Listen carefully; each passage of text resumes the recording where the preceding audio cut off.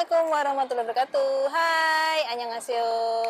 Selamat datang di channel Gia Nabila. Terima kasih yang sudah subscribe, terima kasih yang sudah like, terima kasih yang sudah komen, terima kasih juga yang sudah memberikan pertanyaan-pertanyaan kepada atau di video-video channel Gia Nabila ini. Oke, di video kali ini saya ingin membahas tentang beberapa pertanyaan mengenai permasalahan sending data lamaran online maksudku program G2G Korea. Nah, pertanyaannya apa saja? Mungkin dari pertanyaan ini juga ada teman-teman Gia, teman-teman yang sedang mengikuti program kerja G2G Korea ini, mungkin ada permasalahannya juga sama. Nah, mudah-mudahan dari video ini bisa membantu kalian yang sedang mencari informasi-informasi tentang beberapa permasalahan sending data lamaran online kerja ke Korea. Yuk, kita simak sama-sama dan kita bahas sama-sama di Q&A permasalahan sending data. Baiklah, kita mulai saja pertanyaan-pertanyaan permasalahan seputar sending data lamaran online program G2G Korea. Pertanyaan yang ini saya ambil dari beberapa komentar yang masuk di kolom komentar tentang apa ya? Itu loh, persiapan sending data lamaran kerja G2G Korea yang sudah saya pernah upload. Ya, jadi kalian bisa lihat lagi, nanti saya kasih linknya di sini. Oke, kita mulai saja pertanyaan yang pertama itu dari Pak Haryanto 9732. Oke, pertanyaannya adalah anak saya cewek, lulus gelombang 2 tahun 2023. Sudah sending dan sudah sampai kolom 3. Lamaran disetujui. Kira-kira SLC-nya turun berapa bulan? Mohon pencerahannya. Oke, Pak Haryanto, terima kasih sudah bertanya atau sudah komen di kolom komentar video saya sebelumnya. Di sini saya ingin menjawab.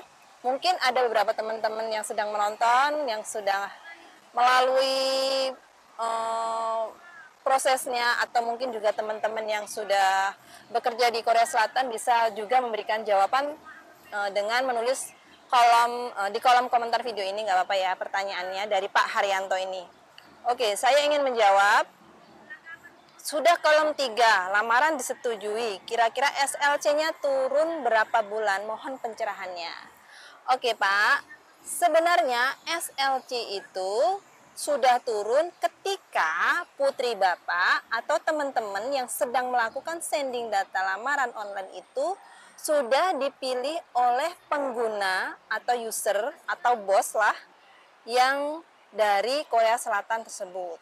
Kalau misalnya lamaran putri Bapak ini sudah ada yang mau mengambil putri Bapak sebagai pekerja, baru SLC-nya turun. Tidak bisa diprediksi berapa bulan, berapa minggu, berapa tahun. Itu sebenarnya tidak bisa diprediksi. Karena ya memang kalau namanya lamaran, kalau sudah dapat ada yang ngambil tenaga kerjanya atau mungkin yang ingin mempekerjakan putri Bapak, barulah SLC nanti turun. Biasanya kalau sudah dapat ya 2 minggu, 3 minggu sampai 1 bulan tuh SLC biasanya turun, atau juga mungkin ada beberapa bulan juga.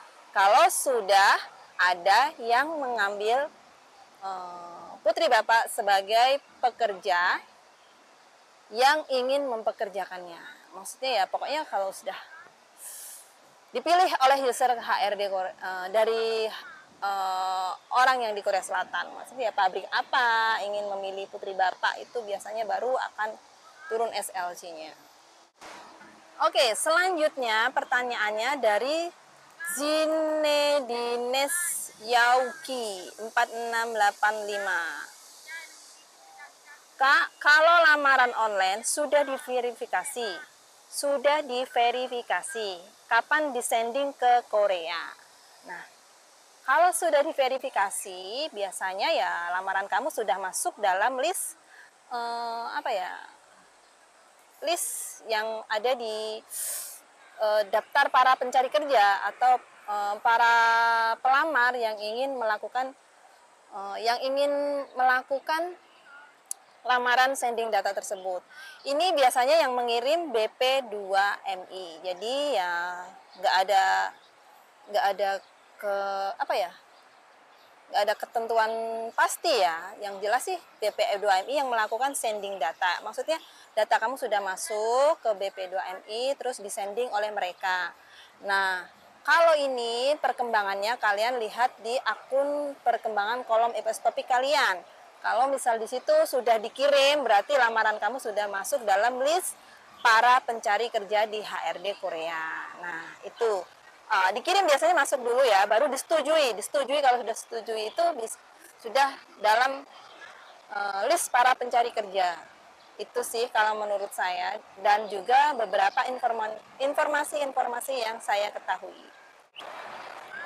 Selanjutnya kita lihat dari YTKE 2408. Kak, nama gelar orang tua dicantumkan enggak ya Kak di dalam form untuk sendingnya? Terima kasih.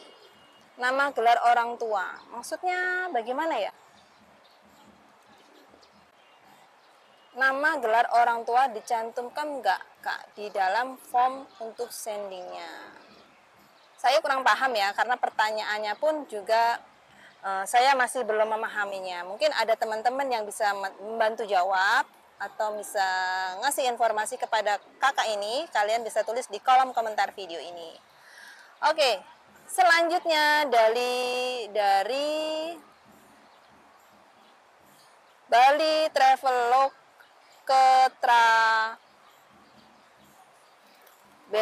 ini apa ya? Namanya susah banget.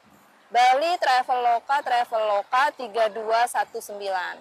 Kak, sending lamaran ada jadwalnya enggak, Kak? Atau gimana?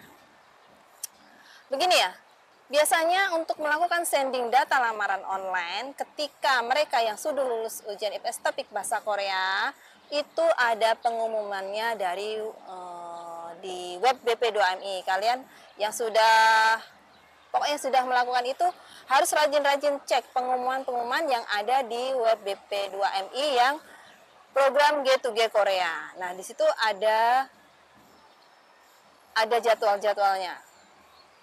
Selanjutnya dari Tresna 9580. Assalamualaikum Kak. Waalaikumsalam Kak. Pengen tahu info tentang MCU untuk sending data. Saya mandiri. Mohon informasinya Kak. Terima kasih Kak. Tentang MCU, maksudnya tempat MCU untuk melakukan sebagai persyaratan sending data. Biasanya rumah sakit untuk MCU atau medical check up itu sudah ditunjuk oleh BP2MI. Jadi di situ sebelum melakukan lamaran sending data itu biasanya ada beberapa rumah sakit yang memang sudah ditunjuk. Mungkin kalian bisa melakukan medical check up di tempat-tempat rumah sakit tersebut. Jadi harus pinter-pinter atau rajin-rajin pokoknya buka web BP2MI. Oke, Kak Tresna. Oke, selanjutnya dari Astriana 1494. Kak, kalau nama paspor ada tambahan nama orang tua, tapi di berkas lainnya nggak ada, itu boleh tidak? Boleh ya, kalau setahu saya namanya nama paspor biasanya mungkin pernah digunakan untuk umroh atau naik haji atau pokoknya yang pergi ke Timur Tengah biasanya ada tambahan nama orang tua karena namanya kan mungkin hanya satu kata begitu. Kalau digunakan paspornya tapi tidak sama dengan berkas lain, saya rasa itu bisa aja ya, boleh aja. Tetapi untuk lebih detailnya kalian bisa email BP2MI. Baik ya Kak Astriana, mudah-mudahan di sini bisa menjawab kalian. Selanjutnya dari MS Kadek 5976. Kak, kalau NIK KTP waktu daftar sama yang untuk sending data beda, apa masih bisa lanjut? Ini pertanyaan yang benar-benar logika banget. Gini ya, nik KTP itu ya harus sama sesuai KTP kamu. Jangan di nik KTP waktu daftar ujian IPS topik kok bisa beda dengan sending nik waktu untuk sending data. Nah, saya rasa ini benar-benar nggak bisa. Jadi harus benar-benar sama. Nik yang kalian waktu daftar ujian IPS topik bahasa Korea juga nik waktu untuk sending data. Jadi dalam sending data atau waktu melakukan verifikasi pendaftaran untuk ngikutin ujian IPS topik bahasa Korea itu semuanya tidak sama. Jadi nggak ada yang boleh beda. Kalau setahu saya seperti itu ya Kak. Oke, selanjutnya dari motivasi hidup 6784. Halo Kak, kalau semisal di akte kelahiran saya, nama ayah beda dengan di kakak, apa berpengaruh? Justru ini sangat berpengaruh Kak, karena data Anda berbeda. Ya benar ya, benar ya. Begini, masa nama ayah kamu bisa beda? Ya nggak mungkin kan. Setahu saya, nama ayah dari akte, ijazah, atau beberapa dokumen yang lainnya, kalau yang menggunakan nama ayah kamu, emang itu harus sama. Nggak bisa boleh beda, jadi harus benar-benar sama. Jadi nggak ada boleh perbedaan. Itu kalaupun ada perbedaan harus disamakan. Jadi sebelum pertama melakukan pendaftaran untuk ikut ujian IPS topik bahasa Korea itu kalian harus benar-benar siapkan dulu data kalian benar-benar sama. Jangan sampai di tengah jalan nanti kalian harus kesana kemari untuk memperbaiki data. Itu akan memakan waktu dan menguras tenaga kalian. Jadi sebelum melakukan mengikuti ujian IPS topik bahasa Korea, ada baiknya disamakan. Dari akte lahir, ijazah, semuanya harus sama. Kalau menurut saya seperti itu. Masih dari Kak Motivasi Hidup 6784. Kak, kalau pas pendaftaran pakai ijazah S1, bisa nggak Kak? Soalnya ijazah SD, SMA sama salah nama ayah juga.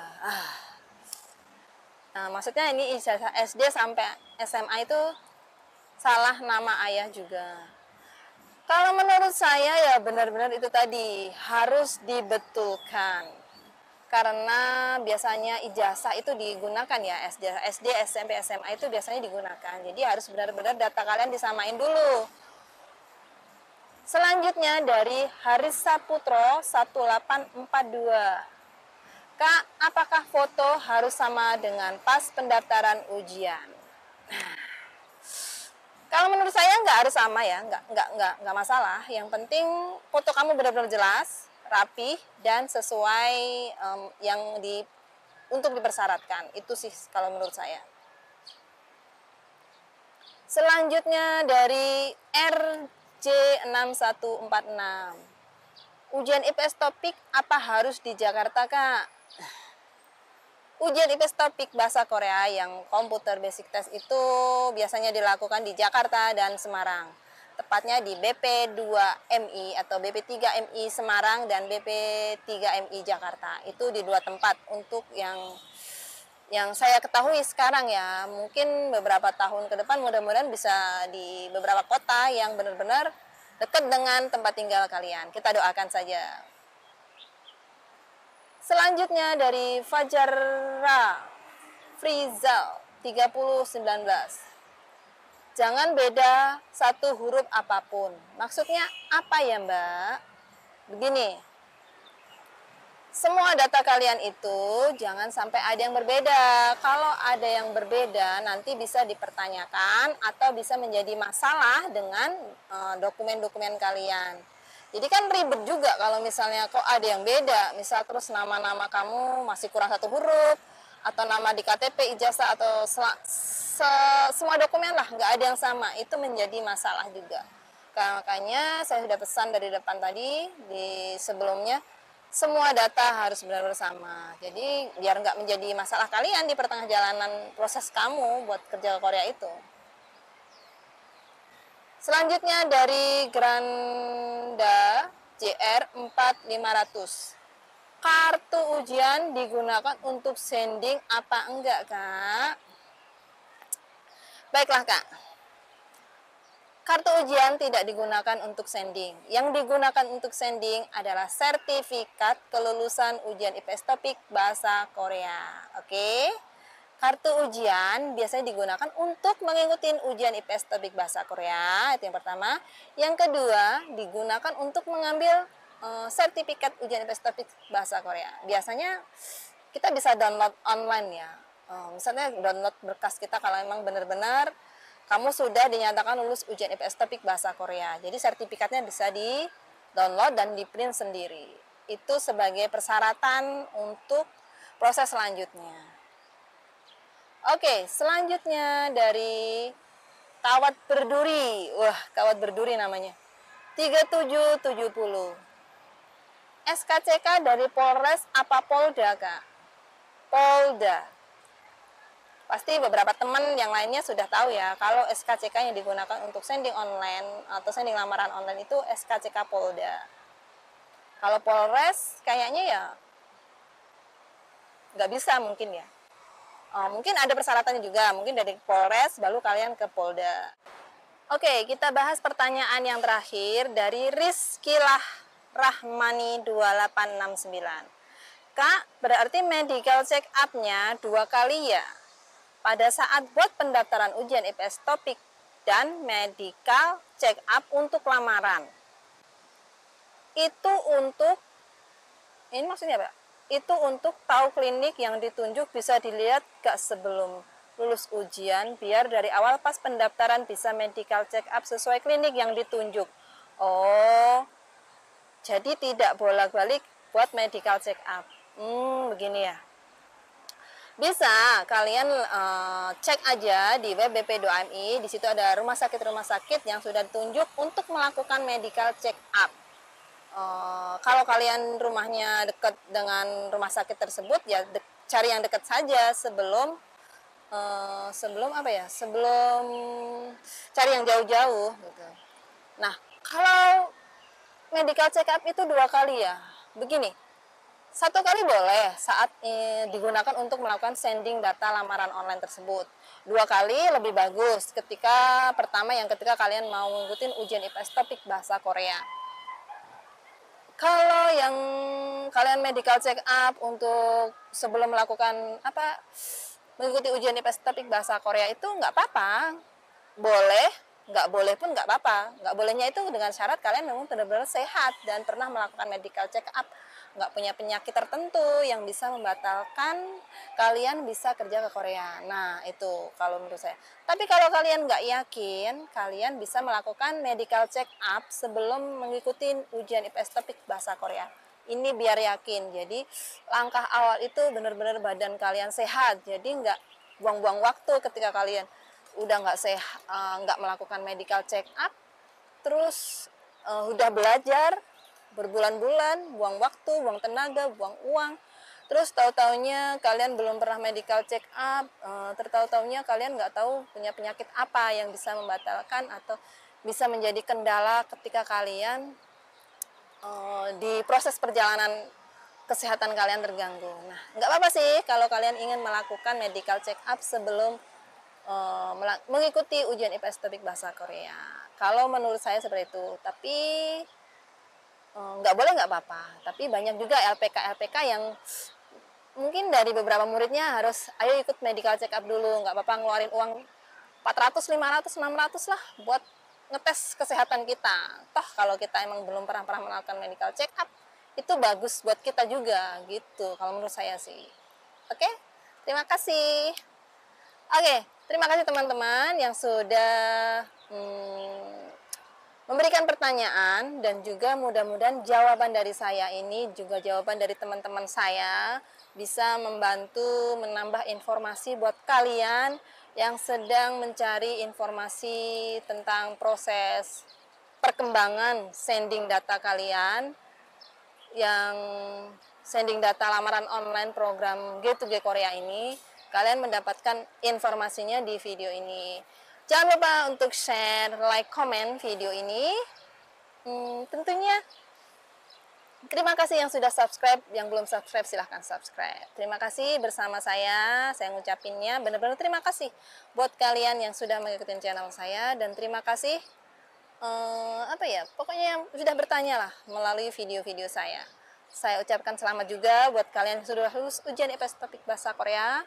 Mudah-mudahan dilancarkan sampai bisa kerja ke Korea, sampai pulang kembali membawa kesuksesan, pulang ke rumah dengan selamat, sehat, walafiat, membawa rezeki yang berkah.